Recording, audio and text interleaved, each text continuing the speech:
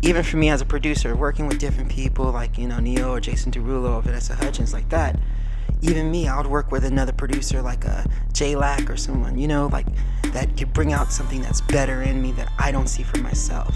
There's a lot of people that can sing, there's a lot of people that can do everything. So I want to be the best me I can be. And if I put my tone, when I get on a song or whatever, I want to make sure that's my vibe, when my sauce comes out in a song. When you hear a song or you hear my voice on a song, it's not about, oh, he's a good singer. No, I know that's him.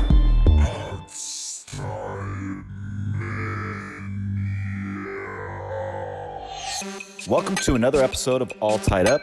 Today we have joining us the infamous B. Howard.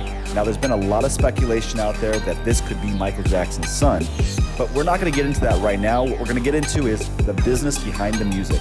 So stay tuned and listen up. Let's get into it. Okay. B, What's thank you up? for coming today. I just want to get a little bit of background on who you are. I've known you for many years, but I really don't know too much about you. We spoke the other day and we were talking about some of the things you've done in Europe. And, you said you recently won some awards. Yeah. So tell me about this.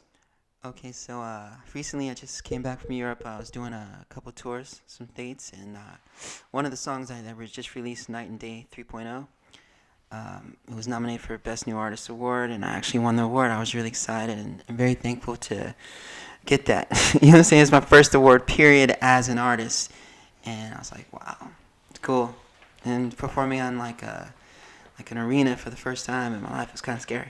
It was dope. What's that like, being over there overseas? You're native to the United States and you win these awards. What's that feel like? It's international, it's new. It feels like home. Like growing up I grew up like going on the road and stuff like that, and I've been able to be fortunate enough to see like different parts of the world and things like that. So I know that life and stuff more than just sitting in home locally. So it's like great, but bringing that music and that energy back home to the States it's great. It's great preparation, going on the stage and practicing and, connecting with all of these people and bringing the world back home. That's the dream for me. Now, I don't know a lot about your background at all, and as you were speaking, and you're understanding that just because I have a lot of entertainment clients doesn't mean necessarily that I know everything about their background. Mm-hmm. So your mom, I've heard, was an artist. Mm-hmm. And what was that? Was she vocal? Was she a part of a group? And honestly, I don't know. Oh yeah, it's So okay. It's bring me up okay. to speed. So yeah, she was in a group, and she was also a soloist, and she won a great deal of awards, Billboard awards. She's very, very, very successful in both the R&B and the jazz realm. She's known for a lot of her songs and doing Billie Holiday as well, as far as like her music and being in Malcolm X and different films and stuff like that. She's an excellent woman. So where I actually was going with that is, Uh-huh.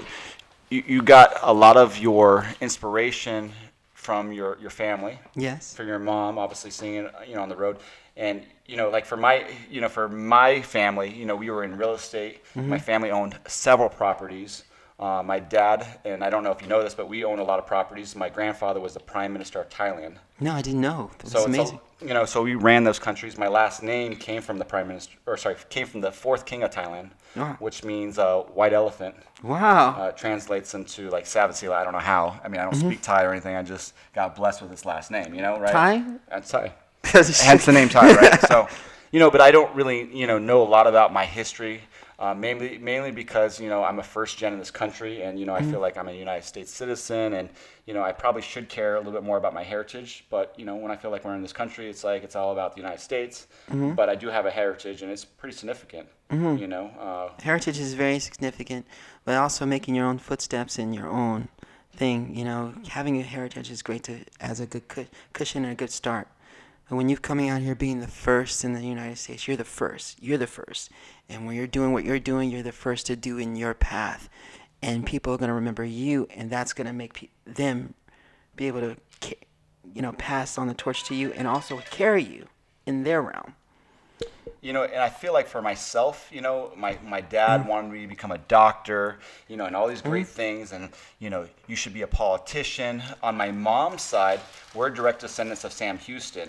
So, we got two different kind of political backgrounds, and everybody has so much expectation of who I should be. And, to be honest, when I was a kid, I just wanted to be a skateboarder.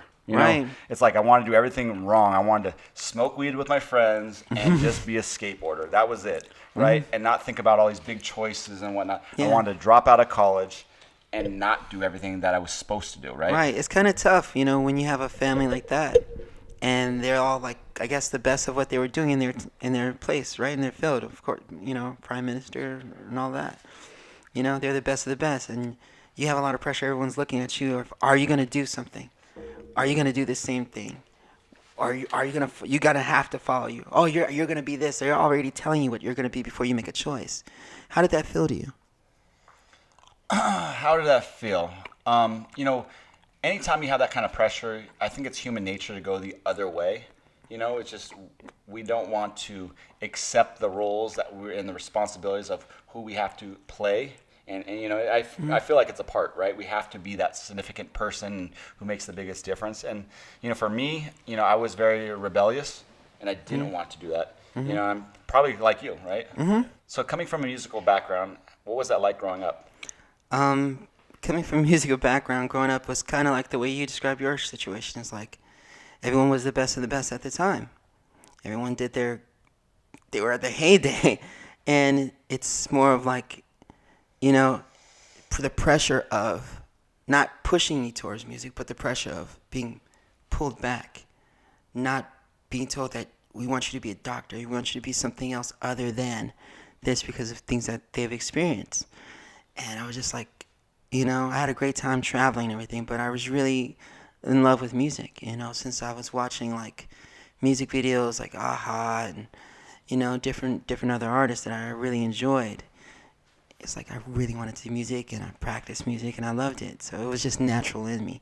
So, But with your pressure. family, did anybody try to hold you back from doing what you love or what you were set to do in your destiny? Of course. I mean, it's like if you had your hand burned on a pot, no matter what big kitchen you had a big kitchen, you had a great place, but you keep getting your hand burned on a pot, you don't want your child to get your hand burned on a pot. You rather them do something else. And that's kind of the experience. It's protection. But really, when you say burn on a pot, like, don't you feel like you had your foot in the door and you could have done all these great things? I would say that you had your foot in that door and you could actually, go places where other new artists couldn't. I still can, and I still did. It's a matter of timing. And I think everything is with God's timing. Everything's done as it's supposed to be at the time. And I think it was a good time for me to really, I appreciate that protection. To be coming out at that age and young like that, sometimes it's very tough. I have different friends of mine who come out early and stuff like that, and then it becomes a very hard thing on their mind. And trying to really, really hard to establish yourself when somebody else is at a super heyday like that. It's tough. I appreciate it. And what age do you think you started really getting into it? About like maybe 14, 15. Around that age, I really started getting into it and collaborating with different artists and really like sleeping in studios and, I cut my hair all off and, started wearing hoodies and stuff. Nobody, I didn't really talk about, my family background or anything like that. I just went in the studio and just was like, I want to work. I want to work. And I'll stay in the studio. I'll sleep in the studio. I'd work with my peers. And I'd leave just to change clothes. And, everybody was like, you never ask us for nothing, but you always come back clean or whatever.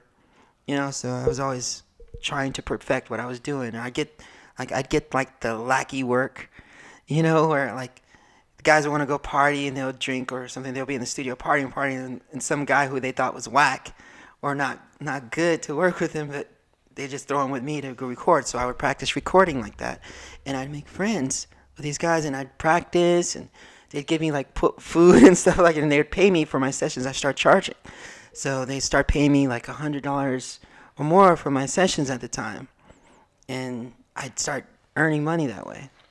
When you do your music, is it happy? Is it sad? What would you say your music really compiles of? Music compiles for me like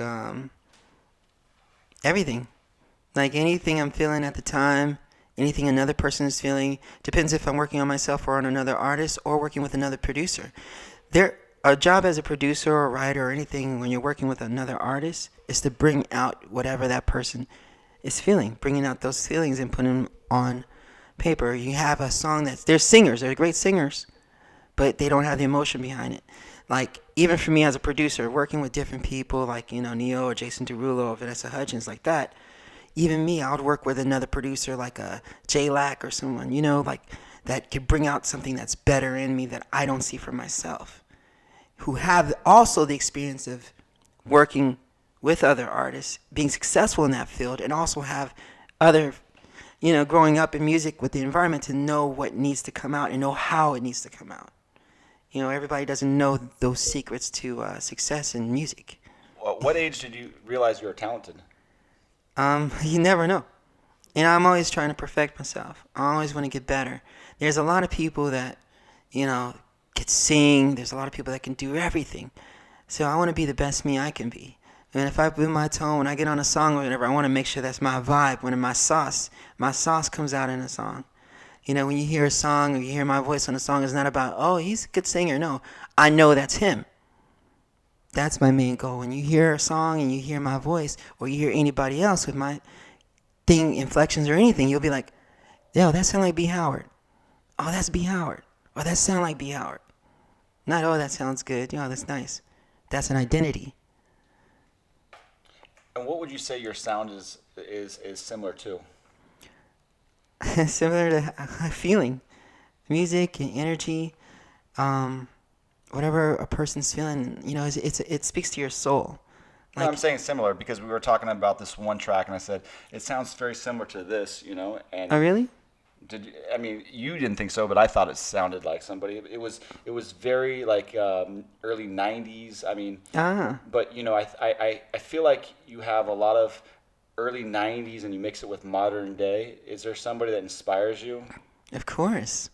Everyone inspires me. I listen to everything and everyone, and I think by default, of course, I love my surroundings and my family and the musicians and everyone that's around.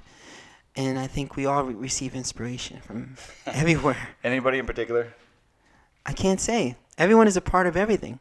Music is not just about one artist. When you have a song, a 3-minute song is about, 20 hours or 1,000 hours of everyone playing a part into the sound, into the artist, into making what that is. From the writer to the producer to the engineer to the sounds. Everything is a part of it. What about an oldie song that you absolutely love and you listen to the lyrics over and over and over and get so inspired to write a song? Who would that be? If I was to listen to an oldie song, it depends on the day. Like some days I feel like maybe You Make Me Wanna by Usher. Some days I'll feel like I don't know about oldies. How old? I don't know. Maybe my oldies is different than yours. Oh, so classics. Classics. Okay, yes. so let's talk classics.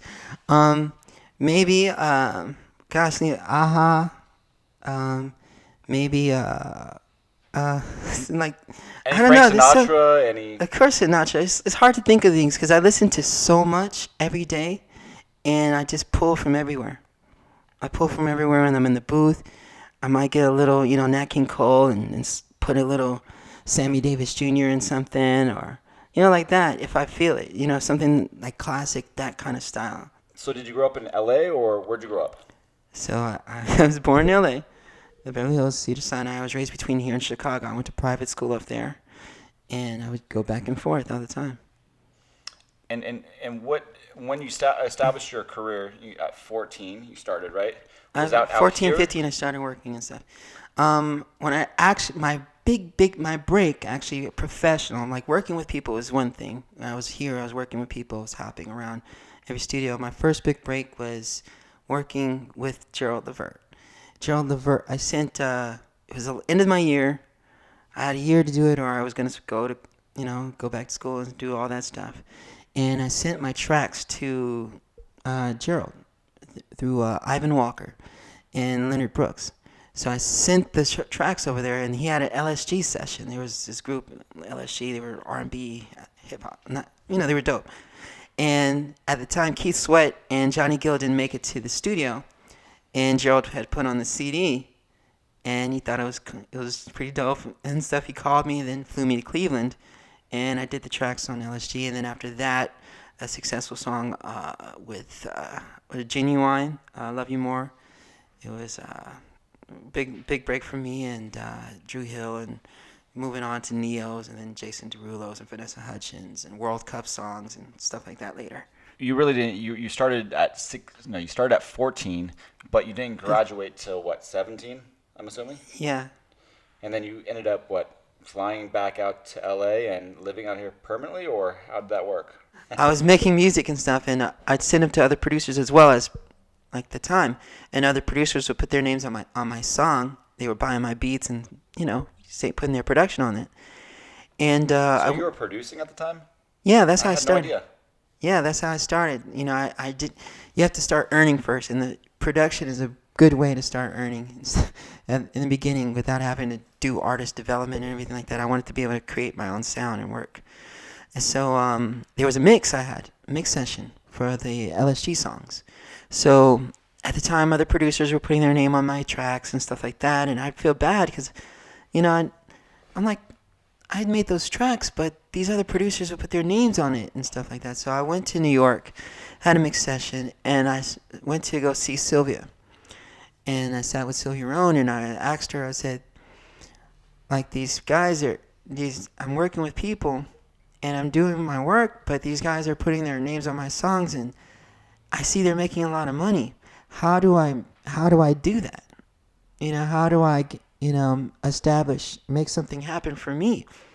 And she told me I have to be in New York, because everyone was always coming back and forth to New York. She told me I had to be in New York, and she set up for me to go to this ASCAP expo or something like that with a whole bunch of people on the panels. And there were some guys I met that from a while ago that I saw on the panel that I knew. Like, Shakir Stewart was there, and I knew him. But there was the Soul Diggers. There was Brian Cox, Ryan Leslie, Troy Taylor, and Charles Farrar. And two of the guys, the Soul Diggers, I met them a long time ago working at one of my aunt's studios. Brian I knew from when I was working at not when I was working on Drew Hill. He was in L.A. And the other two worked with my mom before, like the characters. There was Troy Taylor. So I got to talk to all of them, and then from there I started working in New York. And, going to Quad Studios, I met Rufus Black and Prince Charles, who were working with Bad Boy at the time. And I met them because my pizza went to the wrong room. I had ordered pizza, and it went to their room, and this lady named Dewana Kyles came next door, and she's like, "Did you do this song?" I was like, "Who's the producer of this?" I said, "I did." Wow. And then I went next door, and then Kanye West was there, and some of the guys from Rockefeller were there, and so we all met, and we all started hanging out all the time. And I was in New York. I didn't have a place to live. I was living at the what was the name of the hotel? Riga Royal. And I was staying in this hotel, and I didn't know what to do. So everybody knew that no one knew where I lived, but only a few people knew I was still staying at the Riga Royal. I was staying at the Riga Royal for about 2 months. Wow. That was expensive. I didn't know that. I didn't know at the time. So what did that feel like? You had all these producers taking your beats and basically white labeling it.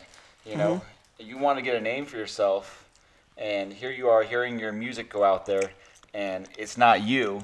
You're collecting a fee, and these guys are getting popular when it should have really been you. Oh, there was old songs. Mm-hmm. Well, I feel like that was part of the business, and I started getting my credits and stuff anyway. And when I went to New York, there was a big pivotal change because I started meeting people directly and being around directly and influenced directly. and they started seeing me. And from there, it came pretty easy. And I started working with Soul Diggers, and they were doing, Beyonce and all these other things at the time. And, I was involved in most of the projects with Olivia and Missy Elliott and things like that, going to meet Timberland and Missy and all that. Trey Songz was working with Troy Taylor, so we started doing stuff and placing songs together, and everything started having my name and stuff over it, and I would get it, everything properly done. So you're in New York, right? Yeah, New York was a big place for me. You're meeting all these people. How old were you at that time? I don't know, it was early. Early on? Mm-hmm. And so where was Mom? In L.A. So Mom was in L.A. working, and you're out there by yourself. No manager. I had a manager, but later on it was Shakir Stewart. I went to go see Brian Cox. That's how I got my first managers. I went to go see Brian, and he was working on a group called Brooklyn. They were called Roswell for a second, and I kept hearing about some secure guy, Shakir Stewart, who had a Hiko at the time, and I was talking to Brian. I was like, I heard some Shakir guy said he's supposed to be having some money for me, and da-da-da. He wants to do something. I don't know what to think. Da-da-da. It might be some BS or something. And I said exactly BS. And then I get a tap on my shoulder, and it was Shakir. And Shakir Stewart, he turned and said, "Hi, I'm that Shakir guy." I said, "Where's my check?" Wow. And then the whole room started laughing and da-da-da. And then I met Shantae Page and Robert Watson, who said they were my new managers. They were going to be working with Leonard Brooks. Shantae Page was VP of Universal Motown at the time, and Robert Watson was an A&R. Yeah. So you're out here in New York. You're meeting all these amazing connections. Mm-hmm. Did you start placing records right off the bat? Yes. With your name on it? Yes. Placing songs was pretty easy. I just do my tracks, and I go in and happened to meet a lot of people that were artists. So a lot of my friends and stuff that were hanging around and all that, they were artists and they were signed and da-da-da. So we'd do songs and we'd do songs and they'd place them and they'd place on the records and it would just be fine. It would be easy. So here, this younger version of you, super talented. Like, where the heck did you come from? So most of the guys introduced me, just a talented guy. You should work with him. He's done Genuine. He's done this and this. That's how most of my introductions were. And there was a time I was very, very happy about that. It started getting a little bit weird. Some people would start, making jokes and stuff. They'll call me like, oh, little MJ or something like that. And blah, blah, blah. They make jokes and I just laugh. We all laugh. But that wasn't our conversation. Were those rumors going on back then? Oh, yeah, because sometimes some people actually know me from the different people and family. So it's like, some people, they'd actually introduce me as this. Michael Jackson's son. They would introduce me as MJ's son. They'd have different introductions for me other than what I wanted. And the introduction I wanted for myself was, oh, you did this song, and did this song. Oh, that's great. Cool. It started getting weirder when people started knowing a little bit more about my personal background. That's when things would get a little weird and get, kind of. But you're talented and you actually did all the music. So what difference does it make about your? It makes a lot of difference. Does it? Sometimes people respect you, and sometimes people just have you around like a jewel piece, like you're a talk piece. And then some people just have you. It's hard to earn your respect having that kind of different people in your background and in your family. And it's tough. Does that come mainly from people in the music entertainment industry? Yeah, everybody doesn't come up with a background like that. Everyone doesn't have family in the background, and then you're still talented and you're trying to do your own thing without trying to piggyback. And even if you're not piggybacking, they will throw a piggyback on you, trying to act like you're piggybacking. So it becomes a difficult situation and how you deal with it. So how did you choose to deal with that? Or are you still dealing with it? I thought it was funny. I'd laugh. I'd smile. I'd continue to do my job. That's it. But is it really funny, though? Do you have these emotions in you that you feel like you're angry? Do you feel like, why are people, is it almost like a form of bullying at that time? And I'm just speaking real, you know. It is a form of bullying, because some people don't respect others. I think you have a silver spoon in your pocket. You have to be extra nice sometimes, and you don't feel like being bothered. And a lot of people are like that sometimes. At first, when you feel like you have that obligation, when you feel like yourself and you feel like you let everything go, like I feel like I let everything go, I'm good. If I don't feel like being nice to you, I don't feel like being nice to you. But I'm, in general, a cool guy.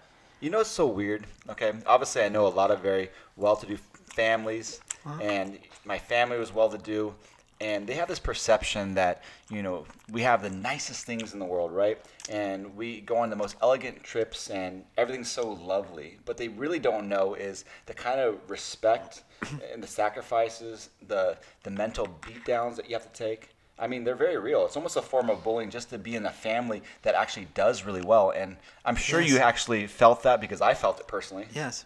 And, you know, when they talk about cleaning your room, right? And we're talking about back in the day, you know, you think you'd have this maid, right? The perception is we'd have these maids, we'd have these private drivers and whatnot. But You see what I'm going with this? yeah, but it's, you know, to be honest, it is halfway true. We do have maids. We did have that kind of thing. We were able to have a blissful life, but we have parents that knew that to instill, hey, making up your bed. Maybe You would do it, right? Yeah, maybe. Yeah. But when I your try- beat down came, you know, your parent would be 10 times harder than you, right? Yeah. And that rage would be real, right? Yes. And I guarantee you right now, the fact I just said that, it would last in your mind of something that just happened. And It you did. just- right? So you know Yeah. what I'm talking about, right? And you would say, wow, you know, this other family has all this other love in their life, and they don't get that. Yeah. Right? And mainly because, you know, it's like you have it a little bit harder than most people, and they have no idea out there, Yeah. right? Yeah. And when our family is working and on the road and traveling and stuff, who do we get closer to? The maids. Right? Who do we know? We have closer relationships sometimes with maids and people that are working because everybody else is working. So you really wanted to be your own man. Yeah. Like, that's the whole purpose of going and sleeping in the studios and doing all that work. And to have it stripped from you is not cool. It's like I wanted to do my own thing and stuff. And when people, you know, that know a little bit extras about you, and they'll latch on to something that, you know, perception or anything like that, and because it's a cooler conversation than just, you know, or something that they feel is something to hold them up higher. It's not cool. And it just brings me down. Like, it's like I did all this work. I did the time. And I you paid my have dues. done the time. And I've known you for several years. And, you know, when me and you talk, we don't really talk about, you know, your past. We talk about what you're doing now, because I respect you just as a person. Yeah. And what you're, you know, the journey you've been through. And it's funny because you know a lot of the same people I know. Yeah. And, you know, when we spoke the other day and you said, you know, you didn't know this. You know, I'm so happy that you called me and tell me that kind of stuff, because, you know, you have earned it and you have worked towards it and you have become your own person. You know, regardless of, you know, being part of a dynasty out there, you know, you've really become you. And that takes, you know, a real man to do that kind of stuff. So, you know, first off, I applaud you for that. Thanks, man. So here it is. You know, you came out with a new album. Was it an album or an EP, or what is it? Okay, so you came out with a new single, Yeah. and you're making headlines in Europe. Where do we go from here? Well, from here, just expanding the project, making new songs, continue to record with different artists, different producers. My headphones are doing well. Headphones? What is this? I never even heard anything about this. Yeah, so I have a headphone brand. I did a co-brand with 90 Plus for headphones, and we did pretty well. We have our sales and stuff in Walmart and different, different. And you didn't bring stores me any? This guy. It's sold out. It's tough. When was the first time you ever stepped foot on stage and performed by yourself? The first time I ever stepped on stage was the most embarrassing day of my life. It was... Okay, I'll tell you this. I'm glad nobody has footage and this place doesn't exist anymore. But it was at BB King's. Really? I was at BB King's in Universal, where City Walk is. Yep. I did a performance there. It was me and two other guys, that I was truly not prepared. Truly had too many clothes on. Taking clothes off between each set, each song. Three Sounds like a songs. striptease. Sounding like hella off because I don't know. I didn't know the sound thing. You know, that's one thing. Just because you've seen it go down doesn't mean you know what you're doing automatically. You know, so I was the most embarrassing show of my life. Learned a lot. Was the audience like packed? Were they screaming? Oh, there was people there, but it was just like, you know, they were supportive, you know, but it was like, you know, it wasn't so bad. It was bad to me, to what I know now, but they thought it was cool, you know, but it's just like. Well, were you nervous when you got up there? Did you lose your lyrics? Nervous. I didn't lose the lyrics. I just was just nervous, and I didn't move as much, and it was a lot. It's nerve-wracking. So were you part of a 3 ensemble like boy group or? I was like by myself, and I had my tracks, my TV tracks playing, and it was so. No. Actually, there was a band playing, a rinky-dink team playing my songs in the back, and I was so embarrassed. After the show, I ran. I got in my car.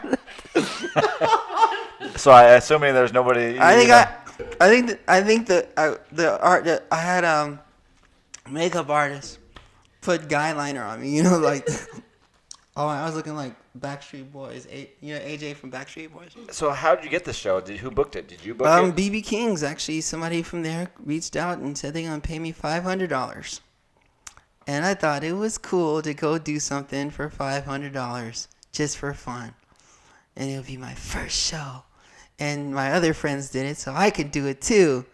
And no, never. I should have been more prepared. It's a valuable lesson learned. Hey, but you got the $500, right? Yeah, I got paid. But, You're like, I got paid, but shit. So now you're headlining shows, you're touring the world. What's next? what's next is headphones and more merch, expanding the holograms technology, and that's. Are you doing the hologram stuff? Is that big? Yeah, it's pretty good. So there's a particular tour that I've been asked to come on. Not gonna announce it yet until it's official, but I've been asked to go on this tour, do a couple dates with these guys, and try to put one of the holograms to sing with me on one of the last shows of their tour. So it should be pretty good. It's in New Zealand, Australia, and some of Europe. Is that part of the Hologram USA, the Alki David? Is that part of his hologram program? Yeah, Alki and I are partners in hologram. Oh, I didn't know. I have rights to distribute the hologram and stuff too. So what's your 5-year plan? Is it more about the music? Is it more about just being a bigger artist? What is it to you? My 5-year plan is more about being as successful as I can to support my people. There are a lot of great talents and a lot of great people that are around and coming up that I like to play a part in their careers and show an example of that. And your only success can do that. And also, I like to build a company with some of my friends where we can actually compete with the Vivindis, or hold something with Vivendi and stuff like that, like a Universal or Def Jam Island. I want to create a label that's like that, similar to what Bad Boy has done. Actually, I like what Bad Boy is. It became a name brand. I like the face things that they've done because they became a brand. I want to make something like that, but something long lasting. Some of the things I wanted to ask you and I didn't get a chance to is you're big into technology, obviously big into music. Mm-hmm. Is there anything else we're missing here? Fashion. I love a lot of fashion. A lot of fashion. Yeah, a lot of fashion. And I like a lot of things in the medical field as well. I've been really interested in naturopathic medicine. I've been really interested in the uses of CBD. So what in particular are you, so pulled into the homeopathic? What's that? With the medical fields out there, people, it's becoming more popular to get into that business. Well, it's not about the business. The business is going to be there. For me, the healing methods that they use are actually working. And what it's doing for people, and their anxiety and stuff like that. I like what it's actually doing. So I support anything that that's doing well for people. I support anything that I feel is great. And if I if my investment into a certain field or a certain industry is going to help, I'm glad to be there. Like the CBD, obviously with anxiety, it's supposed to help out with stress and all that. Swelling on knees for arthritis and different things. The industry's obviously changed with the streaming platforms out there. Have you noticed a big difference with the views and the streams? Because music's so much more accessible. I notice people faking their stuff. I notice people, finding ways to try to cheat the system. But what works, and as much as people try to deny, radio is always relevant. When I look at my statements and when they come in, I see radio. I see the support of the songs on radio in different countries like that. Streaming is great. Streaming is awesome, but radio and sales are always relevant. Single sales are great. It's something that Jason Derulo has actually proven, as an artist.